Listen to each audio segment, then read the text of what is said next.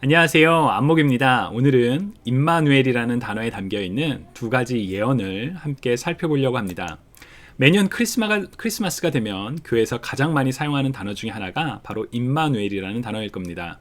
보라, 처녀가 잉태하여 아들을 낳을 것이요 그의 이름은 임마누엘이라 하리라 하셨으니 이를 번역한즉 하나님이 우리와 함께 계시다 함이라. 마태복음에서 마태가 증거하고 있는 예수님이 구약의 예언의 성취이심을 보여주는 굉장히 강력한 그런 증거이죠.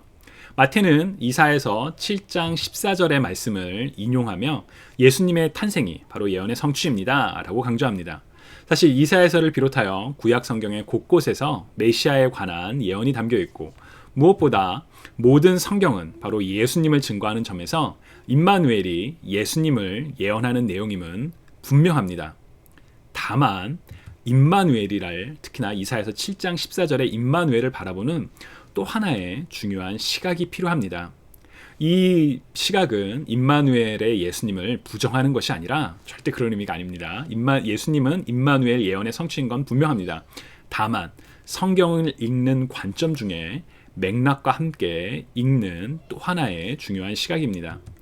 이사야서 7장의 맥락을 우리가 함께 먼저 생각해 볼 필요가 있습니다.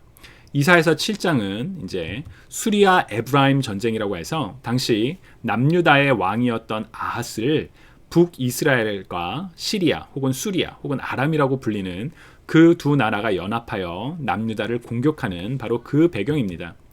이때 이 두 나라의 위협을 느낀 아하스에게 하나님께서는 이사야를 보내서 두려워하지 말라, 두 나라들의 그 유다를 공격하려는 계획이 이루어지지 않을 것이며 망할 것이다 라는 예언을 주시게 하십니다. 그리고 아하스가 믿을 수 있도록 자, 징조를 구해라, 내가 어떤 징조든지 줄게 라고 이야기를 하죠. 그러나 아하스는 하나님께 징조를 구하지 않습니다. 이 모습은 마치 겉으로는 나는 하나님을 시험하지 않겠어요 라는 신실한 모습처럼 보이지만, 사실 아하스의 마음에는 하나님을 신실하게 의지했기 때문이 아니라 그의 마음에는 하나님보다 아수르를 더 의지하는 마음이 있었기 때문에 이사야는 아하스가 징조를 구하지 않자 이를 책망하며, 그리고 이제 또 하나님께서 주신 징조를 대언합니다. 그 내용이 바로 보라, 처녀가 잉태하여 아들을 낳을 것이요 그 이름을 임마누엘이라 하라 라는 그 징조입니다. 그리고 하나님께서는 이사야서 7장 14절 이후를 읽어보시면 이 아이가 다 자라기 전에, 그 선과 악을 분별하기 전에 두 나라 북이스라엘과 수리아가 망하게 될 것이다 라는 예언도 주시죠.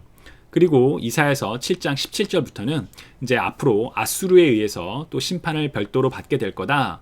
즉 수리아와 북이스라엘로부터 남유다를 지켜주시지만 아하스가 의지한 아수르에 의해서 유린당하고 어려움을 잃게 될 것이다.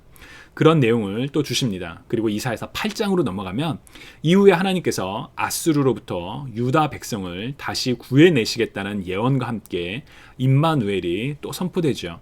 우리 개역개정에서는 이사야서 8장 8절에 임마누엘로만 번역을 하는데, 사실 8장 10절에도 임마누엘이라는 단어가 함께 등장을 합니다.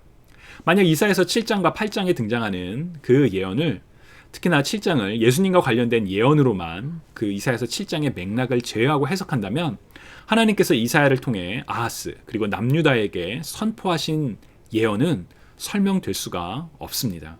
따라서 임마누엘의 예언의 해석은 이사야서 7장의 맥락에 대한 예언과 함께 또 마태복음에서 언급되어 성취되는 예언, 그래서 두 가지 예언으로 접근할 필요가 있습니다. 학자들은 그 이사야서 7장에서 선포되는 임마누엘이 가리키는 대상이 아하스 왕의 아들인 히스기야 혹은 이사야의 아들을 가리킨다라고 해석을 하기도 합니다. 그러나 사실 이사야서 7장과 8장에 언급되는 특히나 7장에 언급되는 임마누엘이 누군지는 학자들 간에 아직은 좀 논란이 있어요. 명확하진 않아요. 다만 거듭 말하지만 임마누엘 예수님을 가리키는 예언이 부정되는 것이 아니라 그렇게 볼 수 있는 히스기야나 혹은 이사야의 아들이라고 볼 수 있는 중요한 근거가 바로 이 언어 7장 14절 히브리 언어에 담겨 있습니다. 히브리어로 이사야서 7장 14절을 보면 이제 이렇게 읽히는데, 그 중에 여기 바로 이 단어 하알마흐라는 단어가 있습니다. 이제 하는 정관사 더고요. 알마흐, 이게 이제 그 처녀로 번역되는 단어거든요. 근데 이 알마흐라는 단어는 일반적으로 젊은 그리고 어린 여성을 가리킵니다. 이스라엘 문화에서 결혼하지 어린 여성은 처녀이기에 알마흐라는 단어를 처녀로 번역한다고 해서 문제가 되진 않습니다. 다만 젊은 여성을 뜻하기 때문에 결혼을 했는 가임기의 여성도 이 알마흐란 단어를 사용할 수가 있죠. 그래서 이사야서 7장에 아하스의 아내 혹은 이사야서의 아내 모두 이 알마흐에 해당된다라고 해석을 하기도 합니다. 또 하나는 바로 이 히브리어입니다. 우리 보통 임마누엘, 그래서 임마누엘이 이제 한 가지 4개의 실라부스로 되어 있는 한 단어로 생각하는데, 이 히브리어를 보시면 아시겠지만 임마누엘 떨어져 있습니다. 그리고 이 단어에는 동사가 없어요. 임이라는 단어는 이제 전치사 with고 누 같은 경우는 suffix에서 전미사라고 해서 우리를 뜻하는 단어입니다. 그리고 el은 하나님을 뜻하는 단어죠. 그래서 임마누엘이라는 이 단어 자체는 God with us, 우리와 함께 하나님, 그 동사가 없어요. 그래서 히브리어 임마누엘은 맥락에 따라 여러 가지 단어로 해석을 할 수 있습니다. 아니, 히브리어 자체가 그렇게 성경을 해석할 때 그 맥락을 이해하는 게 굉장히 중요합니다. 예를 들어 하나님이 지금 우리와 함께 계시다, 하나님이 우리와 함께 계시다라는 의미로, 현재형의 의미로 이 단어를 해석할 수도 있죠. 임마누엘의 예수님은 바로 이런 현재형의 의미입니다. God is with us. 하나님이 지금 우리와 함께 계시다. 지금 우리와 함께 하시려고 예수님이 태어나셨어. 바로 그 임마누엘에 담겨있는 단어이죠. 그러나 동시에 임마누엘이라는 단어는 예를 들어 May God be with us. 하나님이 우리와 함께 하시기를, 이런 바램을 나타내는 의미로도 해석할 수 있고요. God will be with us. 하나님이 우리와 함께 계실 거야 라는 미래형으로도 이렇게 해석을 할 수가 있습니다. 따라서 마태복음에서 성취되는 예언의 성취로서의 임마누엘은 예수님의 성육신문으로 말미암아 이루어지는 현재 사건, 하나님이 우리와 함께 하심을 분명히 가리키지만, 이사야서 예언에서의 임마누엘은 해석의 관점에 따라서 하나님이 우리와 함께 계시기를 바라는, 혹은 함께 계실 거야, 이루어질 거야 라는 미래적 시제로 해석을 할 수 있다는 거죠.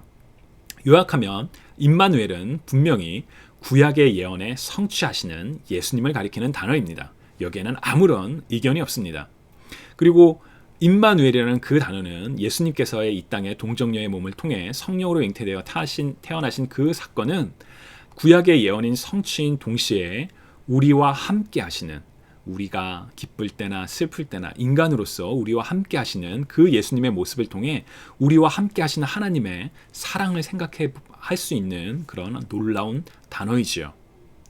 다만 이사야서 7장과 8장의 임마누엘을 우리가 읽을 때는 예수님을 가리키는 예언으로서의 임마누엘과 당시 아하스, 남유다의 상황 속에서 성취되는 예언으로서의 임마누엘도 우리가 함께 고려하며 읽을 필요가 있습니다.